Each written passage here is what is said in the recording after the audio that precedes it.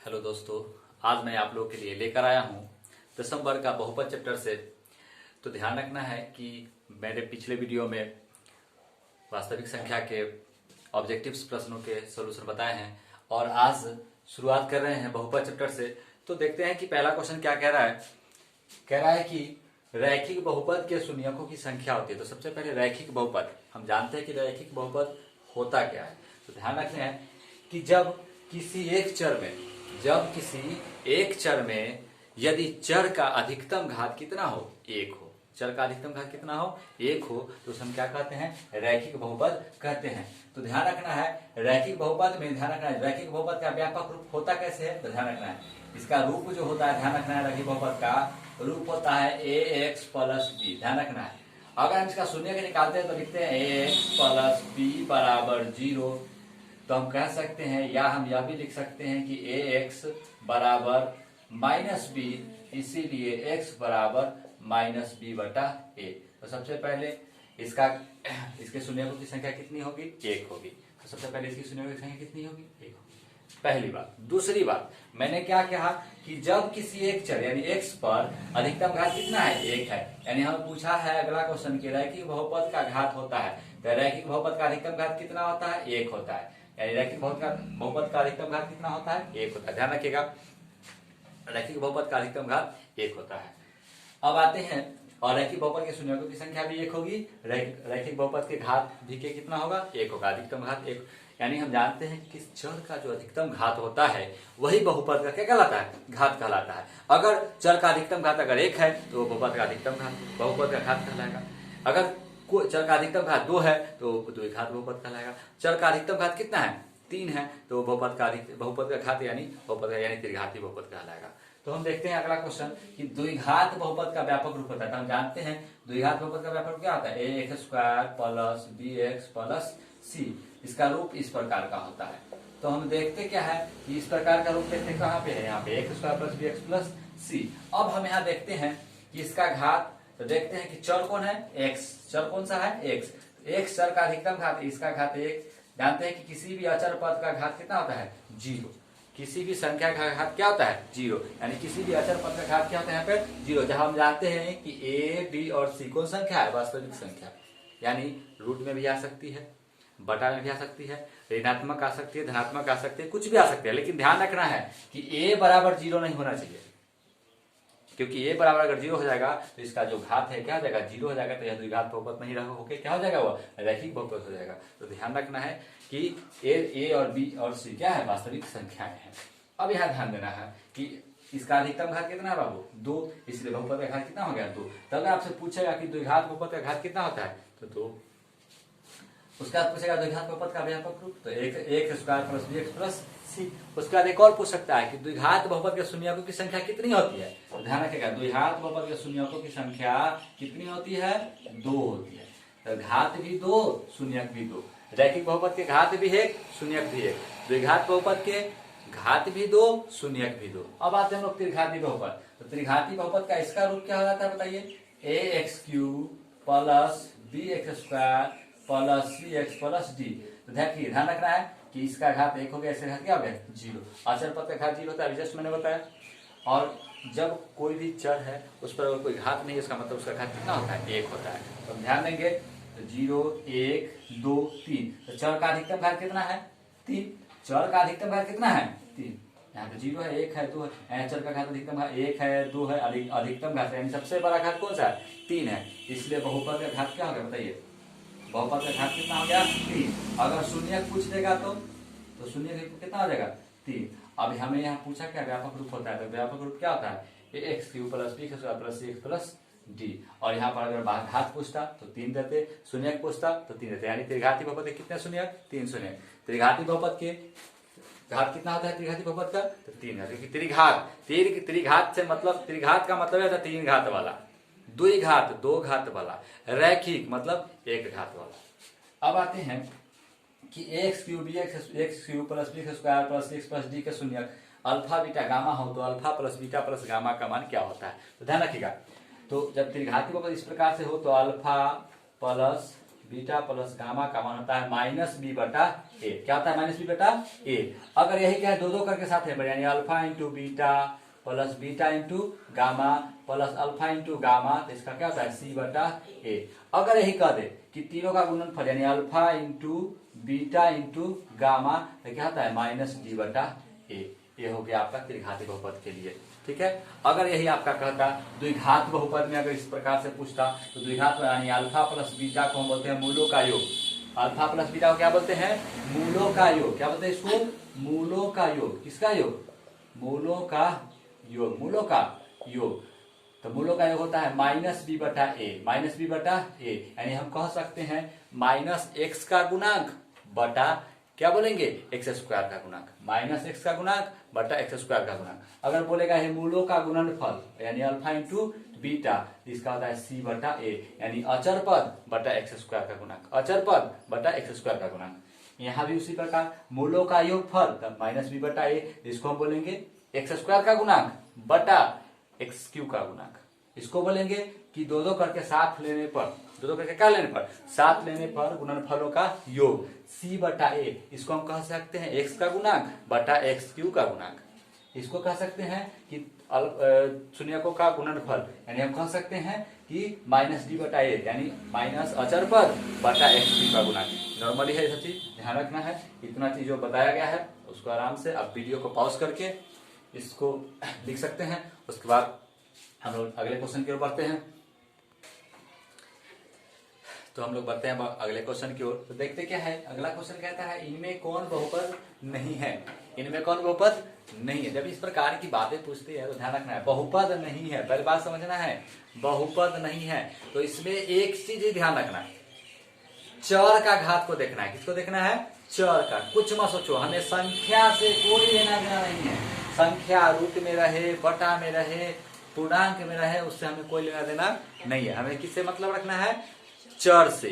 यानी चर जो है कौन, चर, चर का घात जो है हमेशा कौन संख्या होना चाहिए, पूर्ण संख्या होना चाहिए। मतलब कि चर का घात, किसका घात, चर का घात। ध्यान रखिएगा कभी भी इसमें बनाना है तो कुछ नहीं याद रखना, चर का घात। किसका घात, चर का घात हमेशा क्या होना चाहिए, पूर्ण संख्या। कौन संख्या, पूर्ण संख्या। चर का घात हमेशा क्या होना चाहिए, पूर्ण संख्या। पूर्ण संख्या किसे कहते हैं, 0 रह सकता है, 1 रह सकता है, 2 3 4 5 इस तरह से कुछ रह सकता है।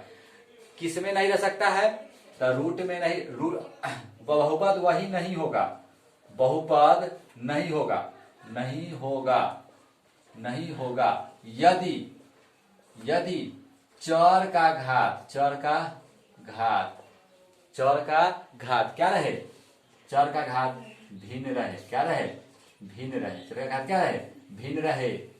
पूर्णांक रहे, क्या रहे, चर का घात क्या रहे, भिन्न रहे, पूर्णांक रहे, या वर्गमूल के रूप में रहे। मतलब कह सकते हैं या वर्गमूल के रूप में रहे, हमेशा याद रखना, वर्गमूल के रूप में रहे, घनमूल के रूप में रहे, तो हम कह सकते हैं कि वह बहुपद नहीं होगा। जैसे कि हम देखते हैं इसमें संख्या से हमें कोई मतलब, संख्या को पहले ही घेर देते हैं।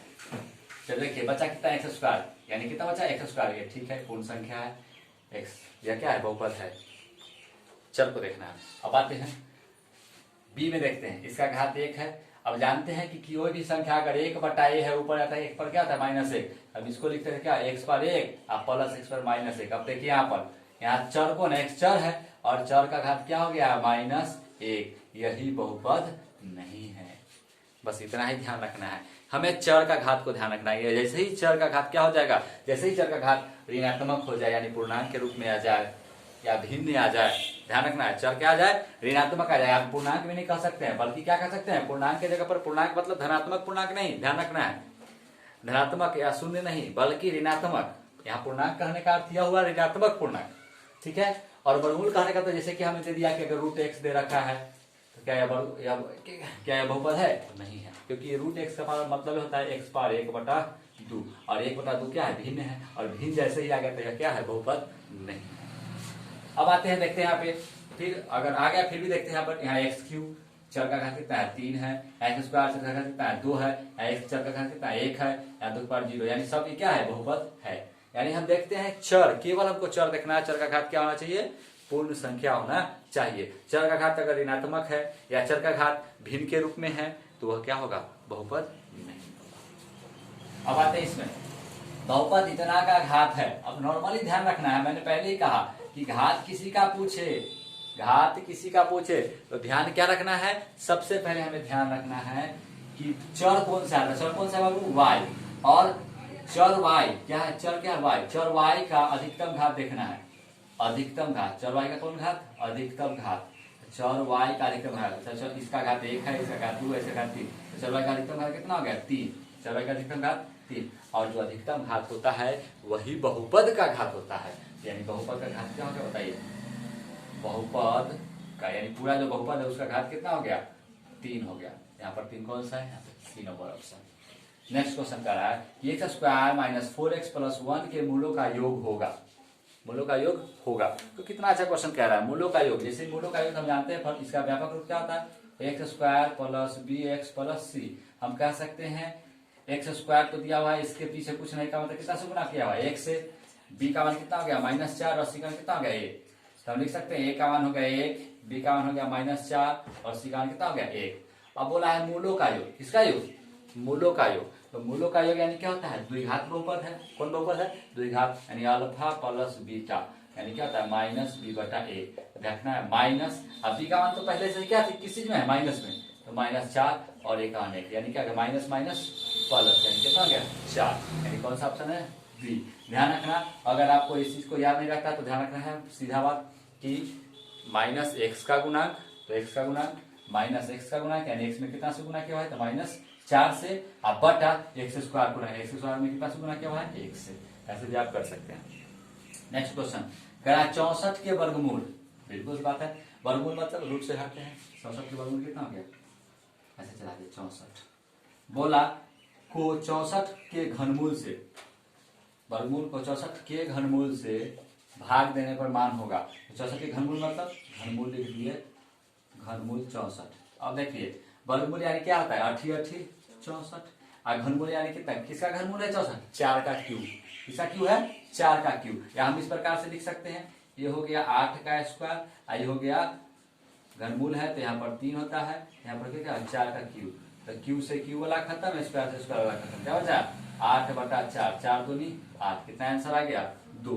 अगर इसको इस तरह से नहीं समझ में आया तो ध्यान रखना है, ऐसे समझ सकते हैं कि इसको क्या कहता है, अगर घनमूल इस प्रकार से रहता है, घनमूल 64, हम कह सकते हैं किसका क्यूब है 4 का क्यूब, किसका क्यूब है 4 का क्यूब, तो हम लिख सकते हैं, या हम अगर तोड़ना है तो बहुत ज्यादा भी तोड़ सकते हैं, इसको हम तोड़ेंगे।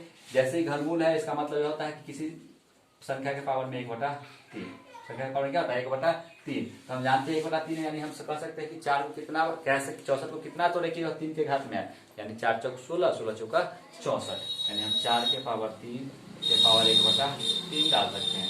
तो हम क्या देखे, हमने क्या देखा कि 4 के पावर 3 गुना 1/3, 1/3, 3 से 3 क्या हो गया खत्म, इसलिए क्या है आंसर 4। तो इस प्रकार से भी आप क्या कर सकते हैं, इसको हल कर सकते हैं आसानी से। तो नेक्स्ट अगला क्वेश्चन की ओर हम लोग बढ़ते हैं, देखते हैं अगले क्वेश्चन की ओर। कह रहा है अगला क्वेश्चन, यदि बहुपद fx बराबर 4x³ minus 5x square plus 3x plus 7 के शून्यक अल्फा बीटा तथा गामा, अल्फा बीटा तथा क्या हो गामा हो, तो alpha into beta into gamma का मान होगा। ध्यान रखिएगा, हम जानते हैं कि त्रिघाती बहुपद का रूप क्या होता है, ax³ plus bx square plus cx plus d। हम देखते क्या है, उसको नीचे की ओर उतारते हैं, fx बराबर क्या होगा 4x³ minus 5x square plus 3x plus कितना 7। अब देखते हैं d का मान हो गया, c गुणांक है तो c का गुना कितना हो गया 3 हो गया, b का कितना हो गया -5 और कितना हो गया 4। तो ध्यान रखना, ज्यादा कुछ सोचने की जरूरत नहीं, alpha into beta into gamma जैसे ही बोला, इसका मतलब क्या होता है, इसका सूत्र क्या होता है -d/a।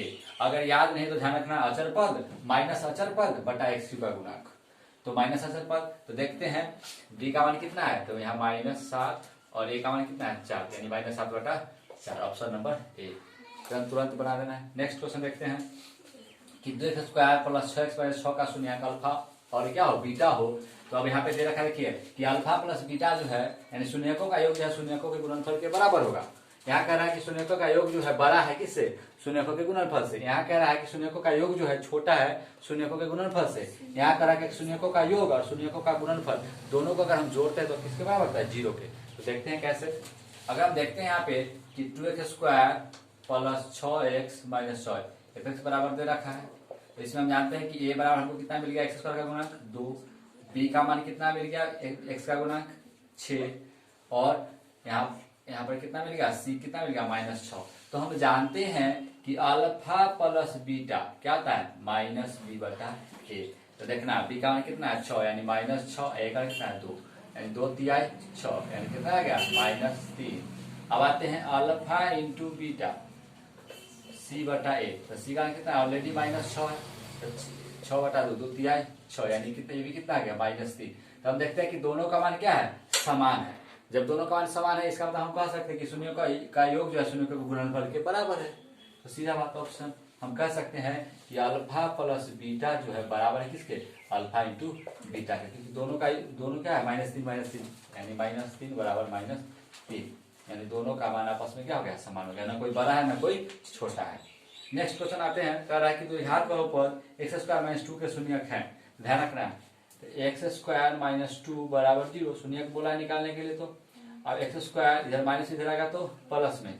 अब जानते हैं कि जब स्क्वायर है तो स्क्वायर बराबर कर क्या चलता है, रूट चलता है, वर्गमूल के रूप में आएगा तो इधर क्या आ जाएगा x + -√2 यानी हम कह सकते हैं कि एक आ गया प्लस में, एक आ गया माइनस में, यानी इसीलिए x बराबर 1 हो गया √2, 1 हो गया -√2। ध्यान रखिएगा यहाँ पर चिन्ह जो है प्लस का चिन्ह जो है छुप जाता है, तो हम इसको कह सकते हैं √2 और -√2। देखते हैं ऐसा कोई है √2 - 2, देखते हैं यहाँ पर -2 और 2 यानी ऑप्शन नंबर बी।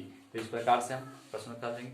अगला जो वीडियो होगा मेरा, काफी जो वैसे क्वेश्चंस होंगे जो एकदम परीक्षा की दृष्टि से काफी इंपॉर्टेंट है, निश्चित रूप से परीक्षा में आने वाले प्रश्न को हल किया जाएगा। तो निश्चित रूप से आप लोग अगला वीडियो भी जरूर देखेंगे।